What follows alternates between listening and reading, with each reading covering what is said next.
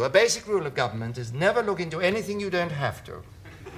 And never set up an inquiry unless you know in advance what its findings will be. I can't believe this. We're talking about good and evil. Our Church of England problem. No,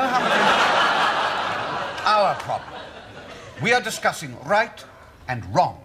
You may be, Minister, but I'm not. It would be a serious misuse of government time. Selling arms to terrorists is wrong. Can't you see that, Humphrey? No, Minister. Either you sell arms or you don't. If you sell them, they will inevitably end up with people who have the cash to buy them. But not terrorists.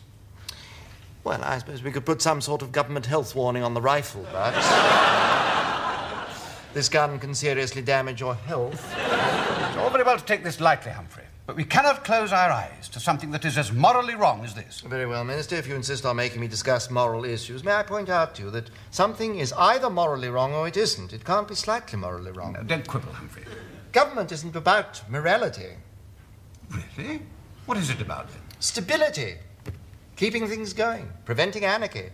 Stopping society. Falling to bits. Still being here tomorrow. What for? I beg your pardon.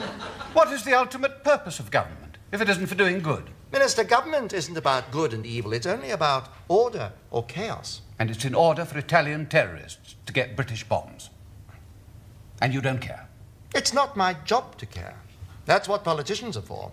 My job is to carry out government policy. Even if you think it's wrong? Well, almost all government policy is wrong, but frightfully well carried out. Humphrey, have you ever known a civil servant to resign on a matter of principle? I should think not. What an appalling suggestion. For the first time, I fully understand that you are purely committed to means and not to ends. Well, as far as I'm concerned, Minister, and all of my colleagues, there is no difference between means and ends. If you believe that, Humphrey, you will go to hell. Minister, I had no idea you had a theological bent. You are a moral vacuum, Humphrey. If you say so, Minister. It's time for your lunch appointment, Minister. You're keeping very quiet, Bernard. What would you do about all this? I would keep very quiet, Minister. So, Minister, may we drop this matter of the arms sales? No, we may not. I'm going to tell the Prime Minister, personally. Make an appointment for me, would you, Bernard? This is just the sort of thing that the Prime Minister wants to know about. I assure you, Minister, this is just the sort of thing the Prime Minister desperately wants not to know about. We shall see about that. Indeed, we will. What's the matter, Bernard? Oh, nothing really, Sir Humphrey. You look unhappy. Well, I was just wondering if the Minister was right, actually. Very unlikely. What about? About ends and means. I mean, will I end up as a moral vacuum, too? Oh, I hope so, Bernard. If you work hard enough. Makes me feel rather downcast. If it's our job to carry out government policies, shouldn't we believe in them? Oh, what an extraordinary idea. Why?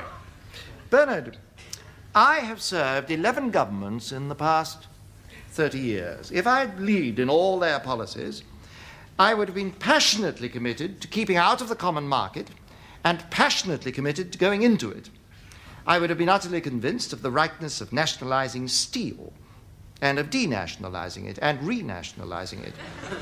In capital punishment, I'd have been a fervent retentionist and an ardent abolitionist. I would have been a Keynesian and a Friedmanite, a grammar school preserver and destroyer, a nationalization freak and a privatization maniac, but above all, I would have been a stark-staring, raving schizophrenic. So what do we believe in? At this moment, Bernard, we believe in stopping the Minister from informing the Prime Minister. But why? Because once the Prime Minister knows, there will have to be an inquiry, like Watergate. The investigation of a trivial break-in led to one ghastly revelation after another, and finally the downfall of a president.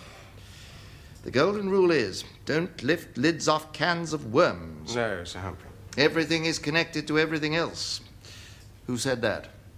The Cabinet Secretary? Nearly right. Actually, it was Lenin.